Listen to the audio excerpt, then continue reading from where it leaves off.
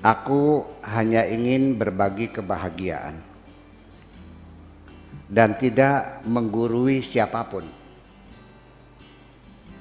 Terlalu sulit bagiku untuk menyalahkan siapapun. Akan tetapi apabila ada orang yang ingin mengisi raporku, tentu aku sangat gembira sekali. Dan kujamin aku tidak akan sakit hati sedikit pun. Dan di ujung virtual sudah ada YF Lakahia atau Pak Hans. Dan tadi saya sebenarnya pengen nitip perempuan lebih cepat menua. Ini lebih cocok kalau ini saya tanyakan ke Pak Hans ini. Profesor Hans. Assalamualaikum Pak Hans. Waalaikumsalam warahmatullahi wabarakatuh. Mohon maaf nih apa bandwidthnya agak stabil. Mudah-mudahan cukup jelas ya suaranya. Jelas, cukup jelas. Jelas sekali. Baik.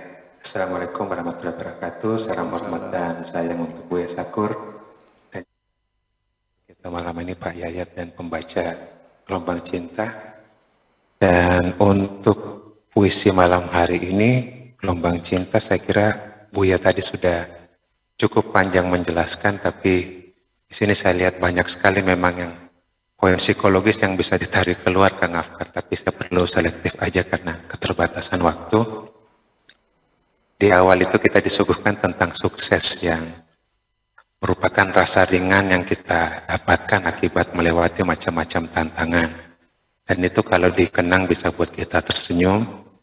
Lalu di sini juga ada rumus penting untuk bahagia, yaitu ketika kita menghadapi tantangan itu dihadapi dengan kesabaran, kita dijamin rupanya bahwa nanti ujungnya itu kebahagiaan. Lalu juga Buya tadi sudah menyinggung tentang sekte kita.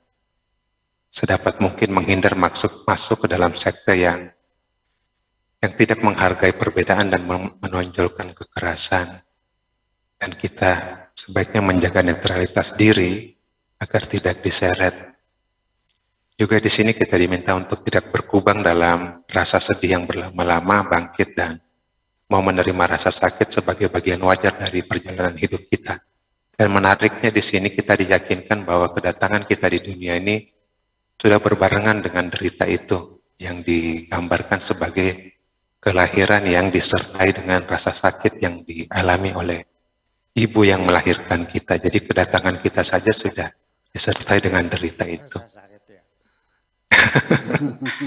Terus adalah untuk tidak terburu-buru menilai orang lain, ngejudge orang lain. Karena di sini bisa terjadi hal-hal yang kita nggak pikirkan, yang terlihat saat ini baik, itu mungkin punya riwayat jahat.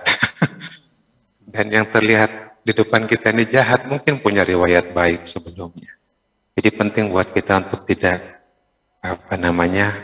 terburu-buru menilai atau melihat dari permukaan saja. Terus kekayaan itu di sini ada definisi bagus bahwa bukan hanya soal seberapa banyak uangnya, tapi seberapa sadar pada anugerah Tuhan yang ternyata berlimpah. Jadi kesadaran pada anugerah Tuhan inilah yang mungkin bisa kita sebut sebagai di psikologi itu, kalau kekayaan rasa kaya di dalam itu mungkin welfare bilangnya, atau well-being di kami. Nah, well-being atau welfare, rasa bahagia di dalam karena kaya bahwa ternyata banyak sekali anugerah yang atau mungkin prosperity. Oh, prosperity, ya, bisa juga dengan istilah itu. Terus 3 kualitas penting manusia diangkat di sini. Dan seperti ini saling terkait, yaitu kesadaran, terus kepercayaan diri, dan keberanian. Ini mungkin bisa disebut sebagai keutamaan yang perlu kita pancarkan karena ini penting untuk nyaman menjalani hidup, sadar, percaya diri dan berani menanggung risiko. Terus kita seperti yang dikatakan Buya tadi, ini subjektif memang bahwa kita diajak untuk menghindari politik yang sifatnya praktis karena di dalamnya isinya bukan drama percintaan. Isinya itu drama konflik. Yang bisa melelahkan ya. Jadi harus siap dengan itu kalau masuk ke dunia politik. Terus cinta juga dikaitkan dengan dua kualitas penting di sini yang rupanya ketika orang memancarkan ini, kita bisa mengatakan dia memancarkan cinta, yaitu kelembutan dan kesederhanaan. Itu rupanya diangkat dalam puisi ini sebagai cirinya cinta yang terpancar. Orangnya lembut, sederhana. Lalu hidup juga di sini digambarkan dalam dua kutub. Karena kita ini kan hidup di zaman sekarang ini banyak sekali laporan salah satu penyakit manusia modern itu gampang bosan. Seperti perbandingan dengan orang-orang zaman dulu, temuan itu dalam psikologi mengatakan akibat teknologi seperti sekarang ini, salah satu efek sampingnya kebosanan itu meningkat luar biasa. Dan di sini kita perlu bersyukur bahwa hidup ini dibuat dua kutub, ya. Ada siangnya, ada malamnya. Ada orang bodohnya, ada orang pintarnya. Rupanya dua kutub ini membantu kita untuk mengurangi kebosanan kita. Ada senangnya, ada susahnya. Mungkin kalau saya berpikir sedikit dengan imajinasi saya, Buya, agak mirip sama lautan itu. Dia bergelombang naik turun, mungkin itu yang membuat kita nggak bosan. Lalu ada perubahan sejati. Perubahan sejati itu hanya terjadi kalau bermula dari diri sendiri. Nah, ini bisa mengubah cara kita melihat dunia kalau kita berubah dari dalam, mengubah cara berpikir kita. Terus keindahan dan kenyamanan itu ternyata relatif sekali.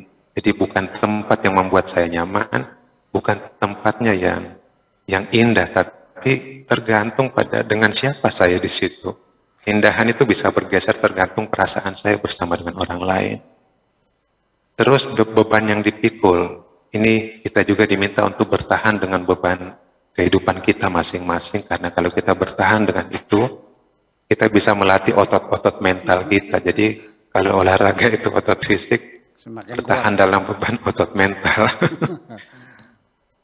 Terus keberhasilan bukan hanya soal sampai di tujuan. Menarik buat saya untuk direnungkan bahwa kadang kita berpikir mengejar sesuatu untuk sampai ke titik tertentu dan kita menyebut itu berhasil. Tapi ini perlu mungkin ditinjau ulang. Di sini keberhasilan itu soal berani merevisi kesalahan-kesalahan yang kita buat.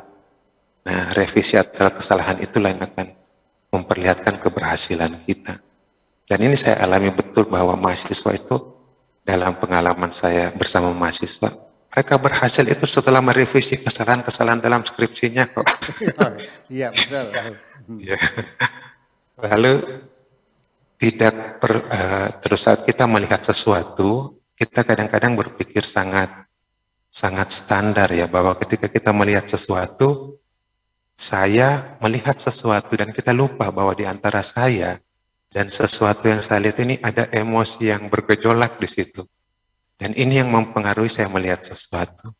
Jadi kalau saya melihat sesuatu dengan rasa suka, ada rasa suka saya, itu pasti berbeda dengan rasa kesal yang muncul ketika melihat sesuatu. Jadi penglihatan kita itu rupanya dalam puisi ini dikatakan sangat ditentukan oleh gejolak yang ada dalam diri kita. Lalu ada sedikit fenomena yang menjengkelkan ya, mungkin tanda petik menjengkelkan dalam masyarakat, bahwa kita itu seringkali ketika bertemu orang lebih cenderung nostalgia. Ya, setelah orang yang meninggal baru dikenang baik-baiknya, dibicarakan baik-baiknya. Yes. Ketika orangnya hidup malah nggak mendapat perhatian, nggak mendapat sayang dari kita justru setelah meninggal, in memoriam. Terus ini tentang kebosanan lagi yang tadi menjadi ciri masyarakat sekarang itu, kita diminta untuk pandai-pandai mengisi hidup dengan kesibukan supaya waktu itu nggak terasa menyiksa kita. Itu saja saya kira poin-poin psikologis yang bisa saya tarik hari ini, bahwa di sini kemudian ada sedikit konflik tentang karir, dan rupanya tokoh sentral ini cukup membolehkan asal berumah tangga sekaligus berkarir, dan wanita ini cukup bersemangat untuk berkarir dan diingatkan bahwa usia itu wanita dan pria itu cukup berbeda, lebih gampang menua wanitanya. Memang karena itu alasan kromosomal saja, alasan kromosom itu salah satu penyebabnya. Jadi silakan berkarir, tapi ada memang syarat yang ditentukan tadi, syarat subjektif itu. Saya kira itu saja, Kang Afar. Terima kasih. Terima kasih Prof. Hans sudah bergabung malam hari ini. Ya, Buya ada poin-poin psikologis yang tadi disampaikan oleh Prof. Hans, di antara tentang psikologis kesadaran, psikologi kepercayaan, juga keberanian, juga tentang kutub-kutub kehidupan. Ada yang mau direspon Buya Ya, dari penjelasan ada Pak yang Hans? satu poin yang ingin saya respon, bahwa ciri khas masyarakat kita yang modern ini cepat bosan. Itu memang betul sekali. Kenapa? Karena kemajuan teknologi.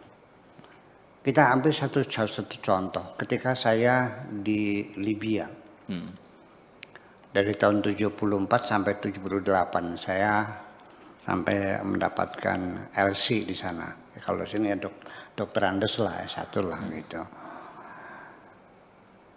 Ingin tahu bagaimana kabar ibu di rumah di Indramayu. Saya di Libya. Saya nulis surat, ya, masukkan di amplop, kasih perangko, taruh di kantor pos. 1 bulan baru nyampe ke ibu saya. 1 bulan dan nyampenya. Lalu ibu saya nulis surat lagi. Alhamdulillah nak, saya baik-baik saja. Dikirim lagi, 1 bulan baru nyampe sama saya. Jadi 2 bulan saya menunggu, apa kabar? Jawabannya 2 bulan baru datang. Sekarang tinggal pejet saja, mau bicara dengan George Bush, membicarakan dengan siapa lagi, Joe Biden, dengan siapa saja di seluruh dunia, kita langsung kelihatan wajahnya. Artinya tidak menunggu 1-2 bulan, langsung on time kita tahu dan bisa berbicara. Dulu orang naik haji itu 6 bulan lamanya, karena naik perahu dan naik onta Mekah Madinahnya. Sekarang dengan pesawat 1 minggu sudah pulang lagi kok. Dulu ini karena teknologi komunikasi, teknologi alat pendingin. Dulu zaman dulu saya masih kecil, itu kalau belanja ke pasar, apapun belanjanya, daging, ikan, sayur, mesti dimasak sehabisnya hari itu, karena besok udah basi. Jadi tiap hari ke pasar. Sekarang ibu zaman sekarang belanjanya sebulan sekali atau seminggu sekali, masuk kulkas. Daging masih fresh, susu masih fresh. Jadi belanja seminggu sekali. Setrika karena sudah ada listrik. Dulu saya waktu belum ada listrik di kampung, itu bikin arang saja itu 1/2 jam. Pak Profesor Han, 1/2 jam bikin arangnya, memanasi setrikanya itu. Iya. Nanti kalau kepanasan pakai daun pisang, digosok ke daun pisang supaya turun dinginnya setrikanya. Bayangkan susahnya. Sekarang sekejap saja langsung. Kita minum juga sama dulu. Menyalakan apinya saja itu pakai batu, pakai kapas itu. Ya, batu penitikan itu dipercikan dan dikapas, ditiup-tiup saja baru bisa lebih. 1/2 jam bikin apinya saja. Sekarang tinggal pejet saja udah langsung airnya panas. Artinya dengan kemajuan di bidang teknologi, transportasi, komunikasi dan sebagainya, ini manusia zaman sekarang punya banyak waktu kosong. Banyak waktu punya kosong. Itulah penyebab utama kebosanan itu. Makanya kita jangan kalah siasat. Kalau sudah kita tahu banyak waktu kosong, ya isilah kekosongan. Ini ada dalam alinea ini. Apabila waktu yang kosong itu dibiarkan tanpa kita isi kegiatan, itu akan menghabisi umur kita. Dengan apa menghabisinya? Dengan kebosanan. Nyambung tadi itu, nggak tahu lagi berapa ya. Ya. Kalau tidak kita habisi, waktu akan menghabisi kita kalau dengan kebosanan. Nah itulah kira-kira. Terima kasih. Ya, baik. Terima kasih untuk dua tokoh yang sudah saling saut menyaut tentang hal yang sudah dibahas dan itu terkait dengan gelombang cinta. Silakan engkau bebas berkarir.